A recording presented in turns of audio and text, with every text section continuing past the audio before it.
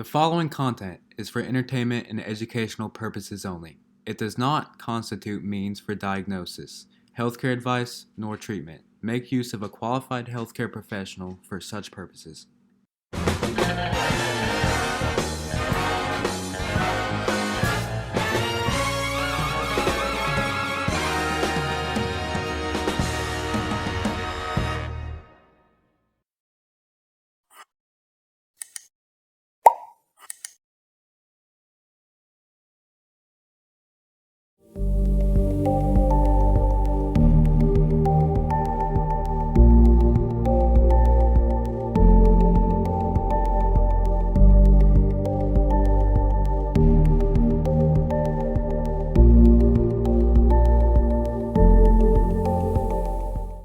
This is just an overview of your content analysis report that you're going to be working on in your 303 lecture section. Very similar to a quantitative research report, there are only a few differences.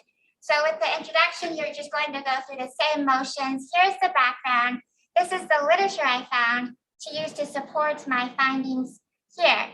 And then instead of a hypothesis such as, oh, I hypothesize this happening, or this to be significant, you're more posing a research question, especially related to that theme that you as a group come up with, because you all will have one overall theme for those responses, since there are only 4 questions. Instead of a method, such as with the participants, the design, the materials, you're going to have a procedure. And this is where you just describe your sample. In this case, it would just be college students and a research methods class, and then how you acquired that data, and then the process of how you coded your schemes. So then for results, it's just considered research findings in regard to qualitative writing. So then from all of that, we have a synthesis of your findings and interpretation, which take place at the discussion here. So that is just the headings that you would use for your qualitative research report instead of your quantitative one.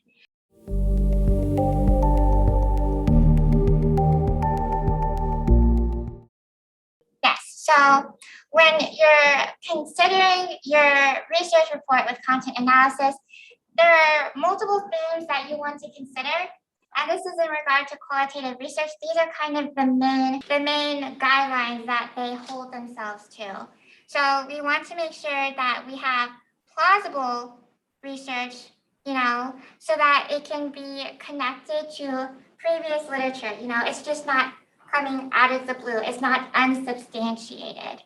And then we also want to make sure that it's relevant and actually applicable to people's experiences, so that it can actually be used to help more people.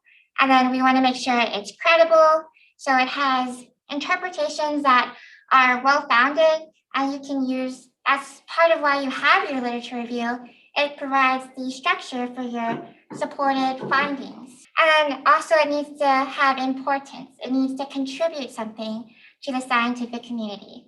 And then it's just a matter of being well-written. Those are just the guidelines that you should consider when you're constructing a qualitative research report.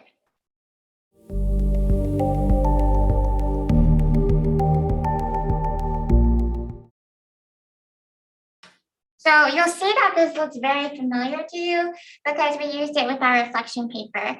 Each group will be assigned one of the 4 questions, and then you'll all work together in coding these responses. So there are 8 here. One of you guys will have images as the response for which you analyze.